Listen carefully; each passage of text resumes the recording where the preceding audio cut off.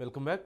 హన్మకొండ జిల్లా భీమదేవపల్లి మండలంలోని భద్రకాళి సమేత వీరభద్రస్వామి కళ్యాణ మహోత్సవాలు ఘనంగా జరుగుతున్నాయి. కొత్తకొండ గ్రామంలో వీరభద్రస్వామి దేవస్థానంలో జరుగుతున్న ఈ ఉత్సవాలకు మంత్రి పొన్నం ప్రభాకర్ హాజరయ్యారు. తెలంగాణ రాష్ట్ర ప్రభుత్వం తరపున భద్రకాళి సమేత వీరభద్ర కళ్యాణానికి తెలంగాణ మంత్రి పొన్నం పట్టు వస్త్రాలు సమర్పించారు.